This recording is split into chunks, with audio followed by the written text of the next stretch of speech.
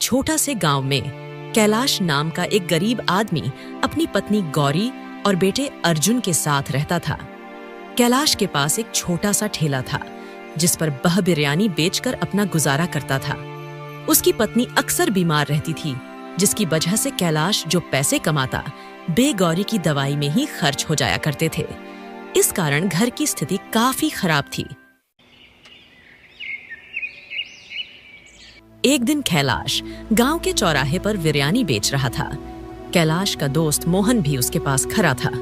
और सुना कैलाश, क्या हाल है? कुछ खास नहीं, बस जैसे तैसे करके घर का गुजारा कर रहा हूँ। वे दोनों बातें करने लगते हैं। तभी कैलाश का बेटा अर्जुन नंगे पैर दौड़ता हुआ अपने पिता कैलाश के पास आता है। पिताजी, जल्दी चलिए, अचानक माँ की तबीयत बहुत खराब हो गई है। अरे, ये क्या कह रहा है बेटा? सुबह तो वह बिल्कुल ठीक थी। चल, जल्दी चलते हैं। मोहन, जरा ठेले का ध्यान रखना, मैं जाकर देखता हूँ कि गौरी को क्या हुआ है। ठीक है कैलाश। कैलाश घबराकर घर की ओर दौड़ता है। घर के अंदर पहुंचते ही वह देखता है कि उसकी पत्नी गौरी चारपाई पर बेजान पड़ी होती है। उसके माथे पर गीली पट्टी रखी हुई थी।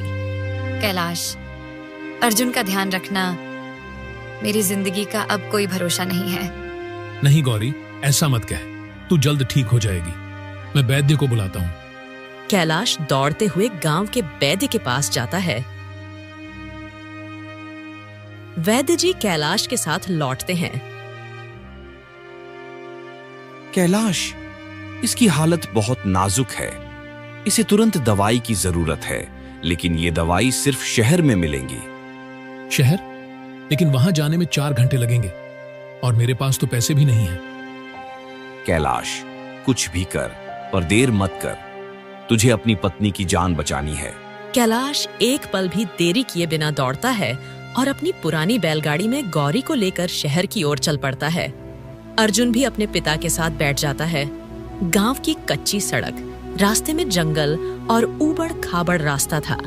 बैलगाड़ी धीरे धीरे चल रही थी। गौरी की सांसें धीमी होती जा रही थी। अर्जुन घबराकर अपनी माँ का हाथ पकड़ लेता है। माँ, तुम ठीक हो जाओगी ना? बेटा, तू बहुत बहादुर है। तेरी किस्मत तुझे हमेशा आगे बढ़ाएगी। बस हार मत मानना। अर्जुन रोने लगता है। अचानक बैलगाड़ी का पहिया कीचड़ में फंस जाता है। बैल घबराकर रुक जाते हैं। कैलाश नीचे उतरकर पहिया निकालने की कोशिश करता है। हे भगवान, अब क्या करूं? इतने में रास्ते से एक कार गुजरती है जिसमें एक अमीर सेठ बैठा होता है। अर्जुन दौड़कर कार के पास जाता है और हाथ जोड़कर विनती करता है। सेठ जी, कृपया मेरी माँ को शहर तक पहुँचा दीजिए, उसकी जान खतरे में है। हाँ, लेकिन मुझे देर हो रही है। देखो, मुझे बहुत काम है, इसलिए मैं तुम्हारी मदद नहीं कर सकता। सेठ जी, दया कीजिए, मेरी पत्नी मर जाएगी। मेरी बला से मुझे अपने काम से मतलब है, रास्ते से हटो। सेठ कार लेकर आगे बढ़ जाता है। कैलाश मायूस होकर बैलगाड़ी को धकेलने की कोशिश करता है। अर्जुन अपने छोटे छोटे हाथों से गाड़ी को धक्का देने में मदद करता है। दोनों कोशिश करके बैलगाड़ी को कीच से बाहर निकाल लेते हैं। फिर वे जल्दी से अस्पताल की ओर बढ़ते हैं। शाम का समय। कैलाश किसी तरह गौरी को अस्पताल पहुंचाता है। इसके बाद डॉक्टर जल्दी जल्दी उसका इलाज शुरू करता है। सुनो, इनकी हालत बहुत गंभीर है, पर हम पूरी कोशिश करेंगे इन्हें बचाने की। आप यहीं बैठ जाइए। कैलाश और अर्जुन डॉक्टर की बात सुनकर हताश हो जाते हैं। डॉक्टर अंदर चले जाते हैं।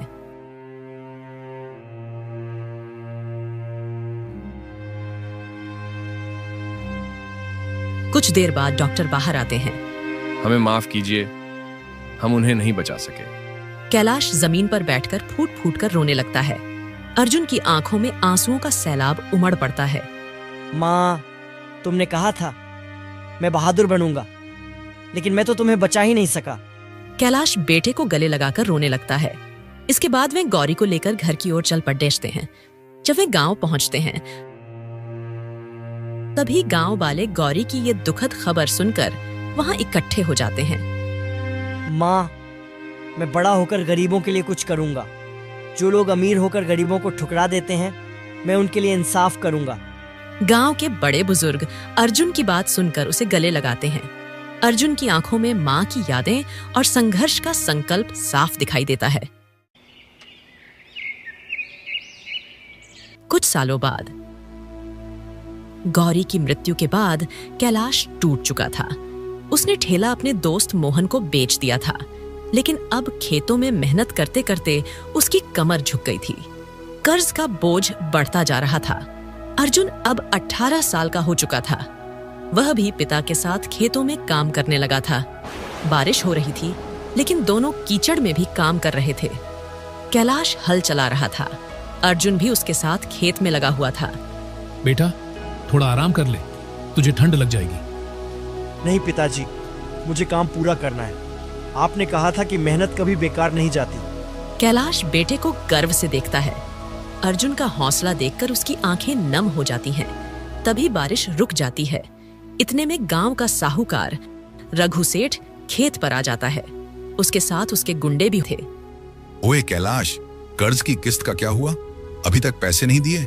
सेठ जी, बस 1 महीने का और समय दे दीजिए।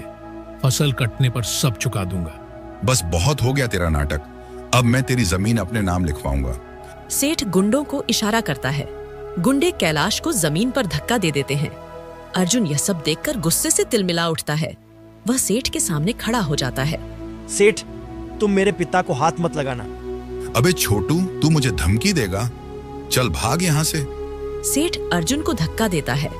अर्जुन गिर जाता है, लेकिन तुरंत उठकर फिर से सेठ के सामने आ खड़ा होता है। उसकी आंखों में आंसू और गुस्सा दोनों होते हैं। मैं तुम्हें अपनी जमीन नहीं लेने दूंगा। तभी गांव का मुखिया वहां से गुजर रहा होता है। वह ये सब देखकर वहां पहुंचता है। रघु, ये तुम क्या कर रहे हो? मुखिया जी, मैं तो इनसे अपना कर्ज लेने के लिए आया हूँ। यह कौन सा तरीका है तुम्हारा कर्ज लेने का? इस प्रकार लोगों को मारकर कर्ज लिया जाता है। मुखिया जी, इसके लिए मैं माफी चाहता हूँ, पर आप ही बताइए, 2 साल हो गए इसने आज तक मेरा कर्ज देने का नाम नहीं लिया। मुखिया जी, मुझे बस अपना उधार चाहिए। मुखिया जी, आप तो जानते हैं कि मैं किन परिस्थितियों से गुजरा हूं। मैंने सेठ रघु का कर्ज देने से कभी मना नहीं किया। बस मुझे थोड़ा और समय दे दीजिए, मैं जल्द ही खर्च चुका दूंगा। ठीक है, मैं तुम्हें 6 महीने का और समय दिलवाता हूँ। 6 महीने के अंदर रघु का कर्ज चुका देना। ठीक है मुखिया जी, आपका बहुत बहुत धन्यवाद। रघु सेठ मुखिया के इस प्रकार विरोध करने से डर जाता है, इसलिए वह गुस्से में भुनभुनाता हुआ वहां से चला जाता है। रात का समय, कैलाश और अर्जुन घर के अंदर बैठे थे। अर्जुन चुपचाप अपनी मां की तस्वीर देख रहा था। बेटा, मैं तुझे पढ़ाना चाहता था, लेकिन हालात ने तुझे खेतों में लगा दिया। नहीं पिताजी, मैं पढ़ूंगा और इतना बड़ा आदमी बनूंगा कि किसी गरीब को कभी किसी सेठ से भीख नहीं मांगनी पड़ेगी। कैलाश बेटे को देखकर भावुक हो जाता है। अर्जुन अपनी मां की तस्वीर के सामने बैठकर हाथ जोड़ता है।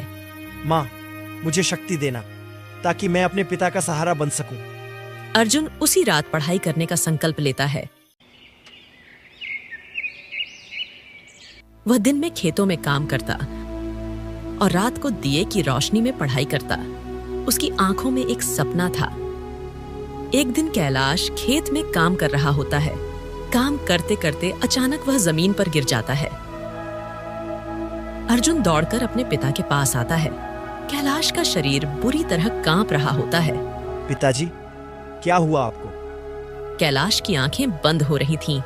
अर्जुन उसे उठाकर डॉक्टर की दुकान की ओर दौड़ता है। डॉक्टर जांच करते हैं। तुम्हारे पिता को फेफड़ों की बीमारी हो गई है। इन्हें इलाज की जरूरत है, लेकिन इसमें थोड़े ज्यादा पैसे लगेंगे। अर्जुन की आंखों में चिंता छा जाती है। उसके पास इतने पैसे नहीं थे, लेकिन उसने हार नहीं मानी। डॉक्टर साहब, ये लीजिए कुछ पैसे, बाकी मैं जल्दी ही चुका दूंगा। वह गांव में छोटे मोटे काम करने लगा। उसने लोगों के खेतों में काम किया, जंगल से लकड़ियां काटकर बेची और पानी भरकर पैसे कमाए। कुछ ही दिनों में अर्जुन ने इलाज के लिए पैसे जुटा लिए। उसने पिता का इलाज करवाया, जिससे कैलाश की हालत थोड़ी सुधर गई। एक दिन अर्जुन मंदिर में हाथ जोड़कर भगवान के सामने खड़ा होता है।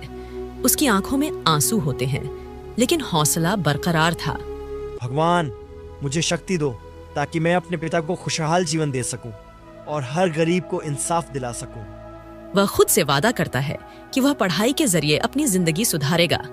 उसकी आंखों में माँ का सपना और पिता के लिए सम्मान साफ झलक रहा था। अगली सुबह अर्जुन कुदाल से खेत में मिट्टी खोद रहा था। उसके हाथ में काफी दर्द हो रहा था, लेकिन उसने काम बंद नहीं किया। कैलाश उसे देखता है और दुखी हो जाता है। बेटा, अब बस कर, तेरा शरीर थक जाएगा। नहीं पिताजी, मुझे काम पूरा करना है। माँ कहा करती थी कि मेहनत से ही किस्मत बदलती है। इतने में गांव का साहूकार रघु सेठ फिर से आता है। वह अपनी बड़ी गाड़ी में बैठा होता है और साथ में 2 गुंडे भी होते हैं। ओ कैलाश, अब तेरा कर्ज बहुत बढ़ गया है। अगर निश्चित समय तक पैसे नहीं चुकाए तो तेरी जमीन मेरी हो जाएगी। कैलाश कुछ नहीं कहता, उसका सिर झुक जाता है। अर्जुन यह सब देखकर गुस्से में आ जाता है। सेठ, गरीब होना कोई गुनाह नहीं है। हम मेहनत कर रहे हैं, तुम्हारे पैसे चुका देंगे। हाँ हाँ हाँ, तू क्या पैसे चुकाएगा रे भिखारी? पहले अपनी हालत देख। सेठ ठहाके लगाते हुए चला जाता है। अर्जुन मुट्ठी भींचकर कसम खाता है। पिताजी, अब वक्त आ गया है कि मैं शहर जाकर कुछ बड़ा करूं। मैं वादा करता हूं कि आपको कभी किसी के सामने झुकने नहीं दूंगा। बेटा, शहर बहुत बड़ा है, वहां तेरा कोई नहीं है। वहां तुझे कौन संभालेगा? पिताजी, आपने मुझे सिखाया है कि मेहनत करने वाले कभी हारते नहीं। मैं अपना रास्ता खुद बनाऊंगा। अर्जुन उनके पैर छूकर आशीर्वाद लेता है। फिर वह एक छोटी सी पोटली लेकर बस स्टॉप पर पहुंचता है। इसके बाद में बैठ जाता है। बस धीरे धीरे गांव से दूर चली जाती है। कैलाश दूर तक बस को जाते हुए देखता रहता है। उसकी आंखों में गर्व और चिंता दोनों थे। अर्जुन बस से उतरता है। शहर में पहुंचकर उसे बहुत अजीब महसूस हो रहा था। उसे गांव की सादगी याद आती है, लेकिन वह अपने कदम आगे बढ़ाता है। अर्जुन एक कारखाने के बाहर जाकर खड़ा हो जाता है। उसके पेट में भूख लगी थी, लेकिन जेब में पैसे नहीं थे। वह कारखाने के मालिक से काम मांगता है। मालिक जी, मुझे काम चाहिए। मैं कुछ भी कर लूंगा, बस रहने और खाने की जगह मिल जाए। सुनो, यहाँ कई लोग काम मांगने आते हैं पर 2 दिन में भाग जाते हैं। तुझ पर भरोसा कैसे करूं? मालिक जी, मुझे एक मौका दीजिए। मैं मेहनत से काम करूंगा। मालिक अर्जुन को काम दे देता है। अर्जुन बिना किसी शिकायत के मेहनत से काम करता है। वह भारी बक्से ढोने लगता है। अगली सुबह कारखाने का मैनेजर अर्जुन को काम करते हुए देखता है। वह उसके ऊपर बिना किसी गलती के गुस्सा निकालने लगता है। ओए लड़के, इतनी धीरे धीरे काम कर रहा है, जरा जल्दी कर। काम चोरों की यहाँ कोई जरूरत नहीं है। अर्जुन बिना कुछ कहे तेजी से सामान ढोने लगता है। वह थका हुआ था, लेकिन उसने हार नहीं मानी। अर्जुन दिन में काम करता और रात में किताबें पढ़ता। उसकी आंखों में पढ़ाई का जुनून सवार था। रात का समय अर्जुन एक छोटी सी झुग्गी में रहता था। वहां सिर्फ एक पुरानी चारपाई और एक दिया था। वह दिए की मध्यम रोशनी में देर रात तक पढ़ाई करता। उसकी आंखों में नींद होती, लेकिन उसका सपना उसे सोने नहीं देता। मुझे मेहनत करनी ही होगी। पिताजी का सपना पूरा करना है। भगवान, मुझे हिम्मत देना ताकि मैं अपने पिता का सपना पूरा कर सकूं। अर्जुन के कपड़े पुराने हो गए थे, लेकिन उसकी हिम्मत नई थी। धीरे धीरे वह प्रतियोगी परीक्षाओं की तैयारी करने लगा। कई सालों की मेहनत के बाद अर्जुन एक बड़ी सरकारी नौकरी की परीक्षा देकर मंदिर में भगवान के सामने हाथ जोड़कर प्रार्थना कर रहा होता है। हे भगवान, मुझे हिम्मत देना ताकि मैं अपने पिता का सपना पूरा कर सकूं। कुछ दिन बाद अर्जुन अपनी झोपड़ी के बाहर बैठा हुआ था। उसकी आंखें सूजी हुई थीं, क्योंकि वह रात भर जागकर तैयारी करता था। तभी एक डाकिया उसके पास आता है और उसे एक लिफाफा देता है। वह कांपते हाथों से लिफाफा खोलता है। उसकी आंखें चमक उठती हैं। अर्जुन का उस नौकरी में सिलेक्शन हो गया था। उसकी मेहनत रंग लाई थी। वाह, मैंने कर दिखाया। पिताजी का सपना पूरा हो गया। वह खुशी में फूट फूट कर रोने लगता है। 2 महीने बाद अर्जुन बड़ी गाड़ी में बैठकर गांव लौटता है। वह अब एक सरकारी अधिकारी बन चुका था। गांव वाले उसे देखकर हैरान रह जाते हैं। कैलाश, जो अब बूढ़ा हो गया था, बेटे को देखकर अपने आंसू रोक नहीं पाता। बेटा, तू सच में मेरा अर्जुन है। तूने अपना वादा पूरा कर दिया। गांव वाले अर्जुन की सफलता से बहुत खुश थे। रघु सेठ, जो कभी अर्जुन का अपमान करता था, अब उससे हाथ जोड़कर माफी मांगता है। अर्जुन बाबू, मुझे माफ कर दो। मैंने तुम्हारे साथ बहुत बुरा किया। माफ करना तो इंसानियत का धर्म है, लेकिन गरीबों का अपमान मत करना, क्योंकि किस्मत कभी भी पलट सकती है। अर्जुन अब गांव के लिए काम करने लगा था। उसने गांव में एक अस्पताल बनवाया, जिससे लोगों को मुफ्त इलाज मिलने लगा। उसने गांव में स्कूल और पानी की व्यवस्था शुरू करवाई। वह रोज गांव वालों के बीच बैठकर उनकी समस्याएं सुनता था। एक दिन चौपाल पर अर्जुन सभी गांव वालों से बात करता है। दोस्तों, मैंने गरीबी का दर्द सहा है, भूख और अपमान को देखा है, लेकिन मैंने हार नहीं मानी। मेहनत ही इंसान की सबसे बड़ी पूंजी होती है। और पिताजी, आप ही मेरे लिए भगवान हैं। आपकी तपस्या और संघर्ष ने ही मुझे आज इस मुकाम तक पहुंचाया है। मुझे बहुत दुख है कि इस सफलता में मेरी माँ मेरे साथ नहीं है। कैलाश की आंखों में खुशी के आंसू आ जाते हैं।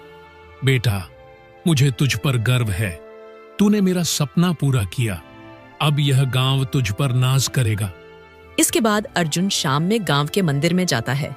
वह भगवान के सामने हाथ जोड़कर खड़ा होता है। उसकी आंखों में कृतज्ञता होती है।